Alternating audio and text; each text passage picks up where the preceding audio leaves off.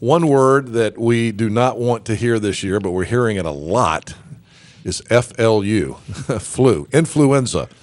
It has been a brutal winter for influenza and flu in North Carolina. Here to talk about that and what we can do to try to minimize our chances of getting the flu is the medical director for infection control at Vidant Medical Center, Dr. Keith Ramsey. Good morning, sir. How are you? Oh, doing well. Thank you. Thank you for coming. Man, what a year, huh? Have you seen a year like this in recent ones? Well, the flu's peaking early this year. Usually it peaks in February, so it's unusual for us to see. And it may not have peaked yet. I was going to say, maybe we hadn't peaked. I mean, that's the bad news, right? Yeah. Yes, sir. Let's start with this. Is it you hear flu shot, and I got my flu shot. I got my flu shot back, several months ago, and I think that's the optimum time. I'm always told like November is the optimum time to get it. But is it too late to get a flu shot if you haven't had it? No, sir. It takes about 7 to 10 days for your body to make protective antibodies against flu. So no, sir. It's not too late. So you can still get a flu shot if you can find it. Now, I'm hearing that the vaccine is depleted in a lot of areas. Yes, sir. Certainly, I'd recommend if you use your local pharmacy, call ahead of time. If not, the health department has plenty of vaccine. Yes, okay, sir. so you can go to the health department. Yes. You know, I go right down here to the pharmacy right here in our building. My man Steve Witcher down there at Medical Park Pharmacy every year, and he just gives me a shot right there in the store. So that's great. It makes it easy, and I think your insurance pays for it, the whole deal. Yes, sir. All right, so why is the flu so bad this year? Do you have any idea? The strain H3N2 has been predominant for the last several years, and in Australia, their winters are summer, as you know, and so they had a really tough winter with that particular strain. The virus will mutate, or we call it drift, just a little bit each year, and it drifted enough so that the vaccine is not as effective as we'd like for it to be. So even though you got a vaccine, a shot, and you've got antibodies, it's not protecting. It's not as good a match as we would prefer. So is it true? I mean, you hear this almost all the time. You get the flu shot, and then you say, you hear that.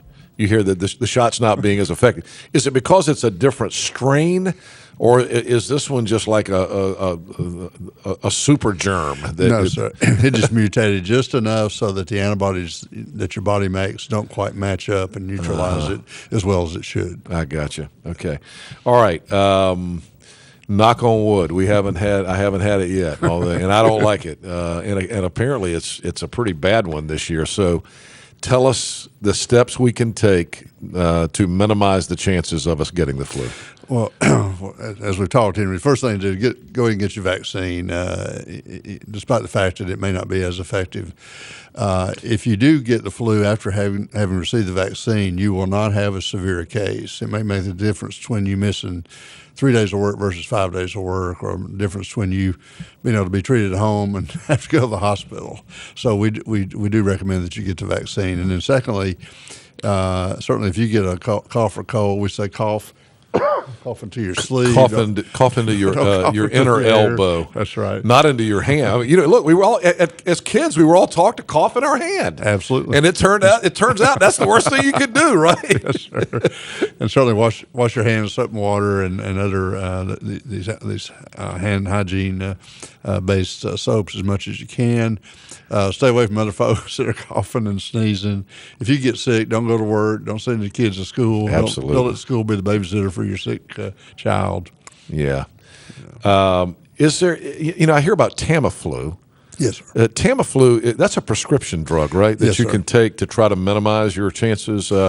But how do you get a prescription of Tamiflu? You can't. Can you just call your doctor and say, "Hey, I feel like I need this Tamiflu"? You can't do that, can you? Well, I think it'd be difficult. They'd probably want to see you, but they have got these virtual medicine things going now. A lot of the practices, so you can call in, and I don't know if they're using FaceTime or what they're doing, but they could actually take a look and see how you're feeling and can prescribe it. What is the criteria for prescribing Tamiflu? Do you have to have some symptoms to get it? Yes, sir. or somebody in your family maybe. Right. In a perfect world, you'd like to have a test in your hand saying you got flu. But the fact is, if your symptoms match up with flu, and we all know the general, doctors, we all know the general symptoms and signs. So it's based on an assumption that you probably had the flu. So it's a 5-day course, twice a day. It works very well. The sooner you get it, the better, like anything else. Is there anything you can get over the counter to minimize your chances, or is that just a wives' tale? There's no. Yes, sir.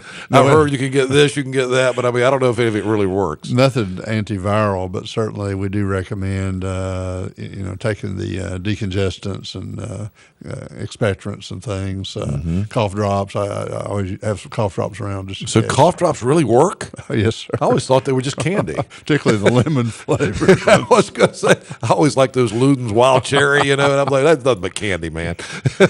they certainly help a little bit. Yeah. All right. Why? I almost hate to ask this question. We had a death here this week. Why are people dying with the flu? Why is it just so bad this time around that it's worse than normal? I mean, you always hear of people dying with the flu, but we've had a lot of deaths in North Carolina this year. Yes, sir. Almost all the deaths, not all, but almost all of them been in folks over age 50, and particularly over 65. So thank you, Doc. That's very encouraging to hear. Exactly. I'm in that group as well. So it's we don't. First of all, we don't respond to the vaccine as well when we're older, and then secondly, if we have any problems, if we've had a history of smoking, heart disease, diabetes, anything to do with the immune system, then we're more susceptible to having a more severe case. So the better shape you're in, particularly if you're over 50, 55. Okay, I'm going to the gym again today. Exactly. Yes. All right. Again, if you just joined us, this is Dr. Keith Ramsey, who is an infectious disease doctor. He's the medical director for infection control at Vidant Medical Center. Has Vidant, I know at one point they shut down visiting over there.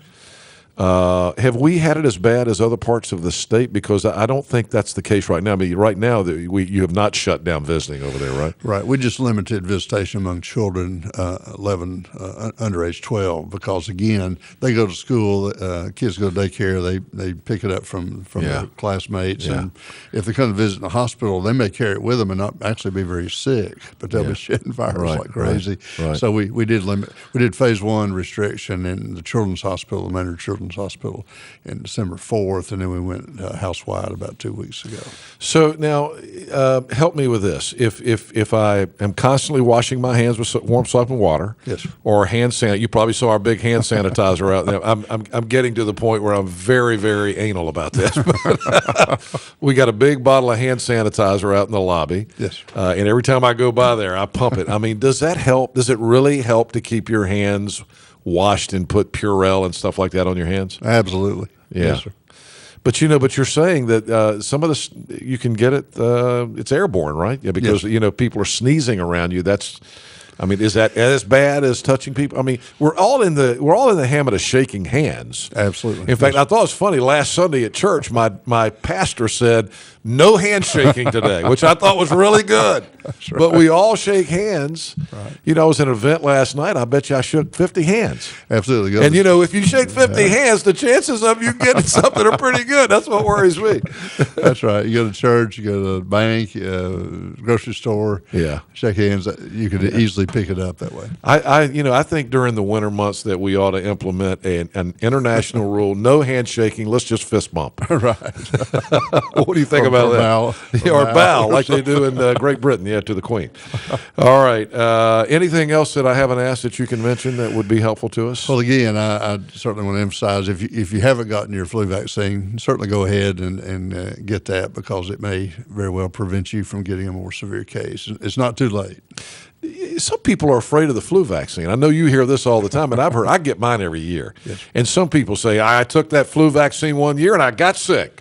I mean, what's the truth about that? Well, you're injecting this really big protein, into your arm to try to induce protective antibodies, and so you're not injecting the germ, the flu germ into you, right? Is that correct or not? It's a dead vaccine. It's a dead germ, basically, so to speak. But it's a big protein, and it induces immune response, which we want to do. Yeah. But the downside is it induces a drug called interferon. Interferon makes us feel bad. Anybody out there in the audience that's ever been treated for hepatitis C or some cancer therapies with interferon, the patients come back complaining and say, I felt like I had the flu. We say, well, no kidding, because the flu induces this interferon and other So the flu vaccine does do that? Yes, sir. I don't remember feeling bad after I got mine. But good for you. But maybe it was all mind over matter. I don't know. But how long does that last? I mean, for people who are afraid to take the flu shot, I mean, we don't want to discourage them from doing it. I mean, it's not a long-term thing. No, sir. 24 hours. Yeah. So get your flu shot. Absolutely. The message I keep hearing you say this morning is you want people who have not had a flu shot to go get one. Oh, yeah. Don't be a hero. Get a flu shot. Don't be a hero. Don't give us all the flu. All right, Doc, it's great meeting you. I'm going to fist bump you. All right. I'm not going to shake your hand. Keith Ramsey, Dr. Keith Ramsey, the Medical Director for Infection Control at Vidant Medical Center. Let's review. Get your flu shot. Wash your hands. And if you're sick, don't go to work. And when you cough into your sleeve, into your inner elbow. Do not cough into your hand like we were all taught in the 60s, because that's what we were all taught, right? And now we found out that's the worst thing you can do. All right. Thank you, Doc. Appreciate you being here. Yes, sir. Thanks for having us. All right. Thank you. That's our Vidant Spotlight this morning with Dr. Keith Ramsey. We appreciate that.